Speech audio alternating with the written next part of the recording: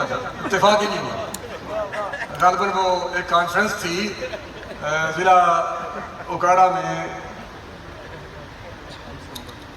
وہ بھی کوئی تقریباً 4-5 مہینے گزرے، جس کے لیے جناب سچ بولنے والا میڈیا، حق و صداقت میں مبنی باتیں کرنے والا۔ میں نے کبھی ذہنی طور پر کہ کبھی میں نے محتاجی محسوس نہیں کی کہ میڈیا ہمیں کوریج نہیں دے رہا، میڈیا ہماری تصویریں نہیں لگا رہا۔ اور ہمارے پیچھے حکیم صاحب شریف طالب صاحب تشریف فرمایا لاہور سے، حاجی نواز بھٹو صاحب، ان کی تشریف آپ نے شکریہ۔ کبھی میں نے یہ نہیں محسوس کیا کہ میڈیا ہماری کوریج نہیں دے رہا۔ بھائی میڈیا کی محتاجی نہیں، ہمیں میڈیا کی کوئی محتاجی نہیں۔ ہم اس لیے کام نہیں کرتے کہ میڈیا ہمیں کوریج دے گا، کیوں جی؟ آخر تک اور باہر میں سڑک پر احباب کارکنان حضور علیہ السلام کے غلام تشریف فرمائے، کوئی شخص تحریک لبیک پاکستان کا کوئی کارکن کسی میڈیا کی محتاجی محسوس نہیں کرتا، ہے ہی نہیں۔ جو لوگ میڈیا کی محتاجی محسوس کرتے تھے بحمداللہ آج وہ پیچھے رہ گئے۔ غازی صاحب خان نے میڈیا کے لیے گستاخ رسول کو مارا ہے، پیسوں کے لیے مارا ہے۔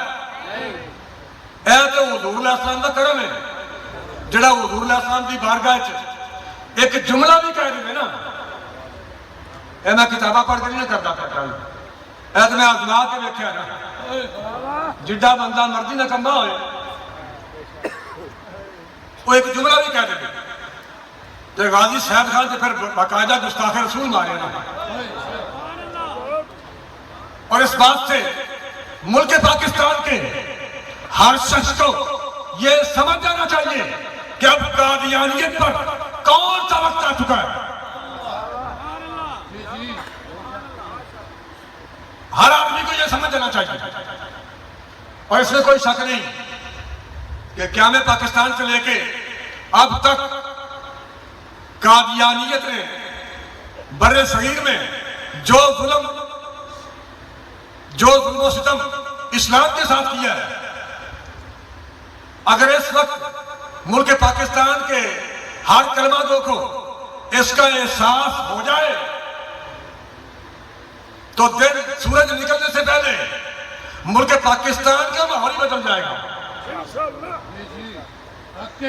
اور جو لوگ یہ کہتے ہیں بس جی ان کا اپنا کام ہے، آپ اپنا کریں، انہیں چھوڑیں، اور جو لوگ اب تک خاموش ہیں، جی میں تو اینکر پوچھ رہا ہے جی آپ اس اعلان کے بارے کیا کہیں گے؟ میں تو نہیں کہتا، نہ میں مثبت میں کہتا ہوں نہ منفی میں کہتا ہوں، میں ایسے ہم ان فتووں کے ہم قائل نہیں۔ بھئی آپ کس چیز کے قائل ہیں؟ اگر آپ ان فتاوی جات کے ان فتووں کے آپ قائل نہیں تو پھر آپ بتائیں کہ آپ چاہتے کیا ہیں، آپ کا مقصد کیا ہے؟ مسلکی اختلاف اپنی جگہ پر، مسلکی اختلاف اپنی جگہ پر۔ میں منظور مینگل کو، مولانا منظور مینگل کو خراج تحسین پیش کرتا ہوں۔ مسلکی اختلاف اپنی جگہ پر وہ الگ بات ہے، لیکن میں ایسے خراج تحسین پیش کرتا ہوں جس نے مینار پاکستان کی فضاؤں میں یہ کہا، ہر بندہ یہ کہہ رہے ہیں انہیں آیا کیتا، انہیں آیا کیتا، انہیں آیا کیتا، انہیں آیا کیتا ہے کہ بھائی تسی بھی کچھ کرو نا، انہوں نے کر دیتا ہے تو تسی بھی کرو۔ اب میری گزارش ہے ملک پاکستان میں ہر مفتی سے میرا سوال ہے، اور جہاں جہاں تحریک لبیک پاکستان کے لوگ موجود ہیں وہ اپنی یوسیز میں ان کے پاس کوئی مفتی صاحب ہوں تو ان کے پاس جائیں اور انہیں کہیں گی آپ سے یہ پوچھا جا رہا ہے کہ کیا فرماتے ہیں علماء دین بیچ اس مسئلہ کی، آپ بتائیں کہ جنگ یمامہ اس لیے ہوئی ایک طرف منکرین ختم نبوت تھے اور ایک طرف معاصرین ختم نبوت تھے، اس بنیاد پر جنگ یمامہ ہوئی۔ جب دیکھا کہ یہ جھوٹا نبوت کا مدعی میدان عمل میں ہے، تو وہ جنگ جس میں اعلیٰ باقی غزوات میں 259 بندے شہید ہوئے ہیں، تو جیڑی ختم نبوت کے تحفظ کی خاطر جنگ ہوئی اور 1200 بندہ شہید ہوئے، اور وہ بھی ساڑھے جیسے نہیں،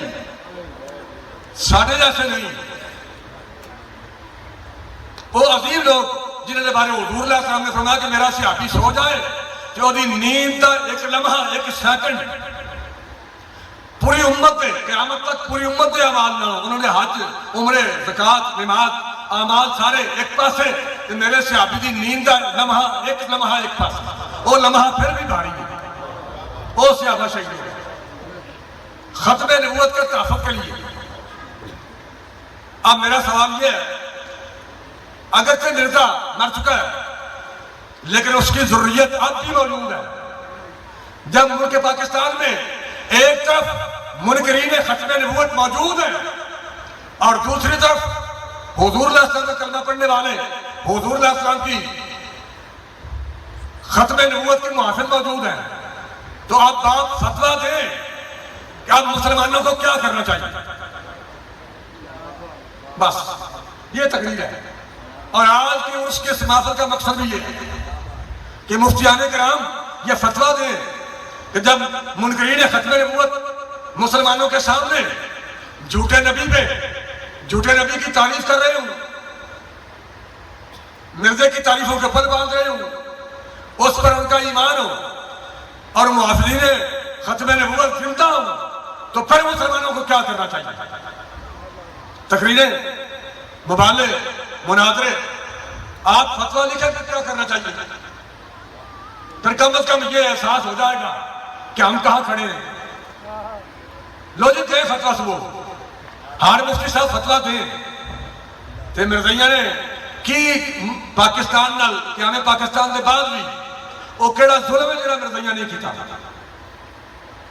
مرزے کانے تو لے کے وہ دا پوتا سی نا ایم احمد جنہیں مشرقی پاکستان اجاڑ کے رکھ دیتا ہے، اور نورانی صاحب نے رحمت اللہ علیہ نے کیا بھی سی اس وقت غالباً یحییٰ سی یا ایوب خان سی آپ نے اسے کہا تھا کہ آپ ایم اے محمد کو ساتھ نہ لے جائیں، وہاں کے لوگ اس کے خون کے پیاسے ہیں، اگر ان کو یہ مل جائے تو یہ اس کو جلا کے اس کی خاک خلیج بنگال میں بہا دیں۔ وہ اس سے اتنے مترفر ہیں، اور یہ سارا پلان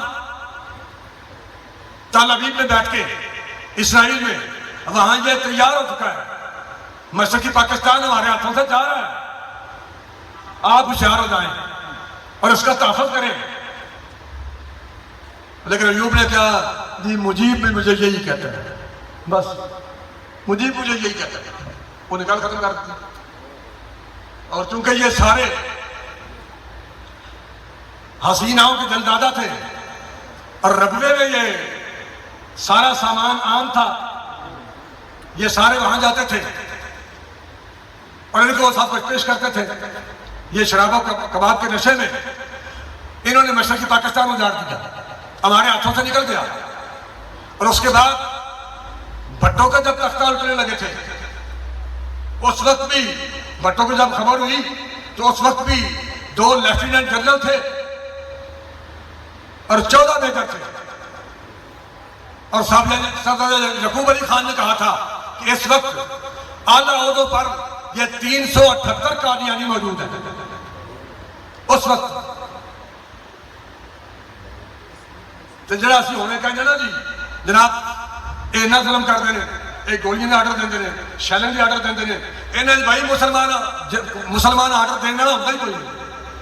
اے سادے کو رہے تھے جنہوں غازی سلیم صاحب نے میاں اسلم صاحب کے بیٹے نے وہ مرزائی ماریا سی سڑک پر، اس وقت یہاں ڈی آئی جی خدا بخش نے تھوکا تھا وہ، اور وہ پیور خوشاب کے رہنے والا مرزائی تھا۔ وہ دا بھتیجا پھر وکاس آ گیا سی، شاید وہ ڈی پی او سی سیالکوٹ، وہی مرزائی سی۔ اس طرح اور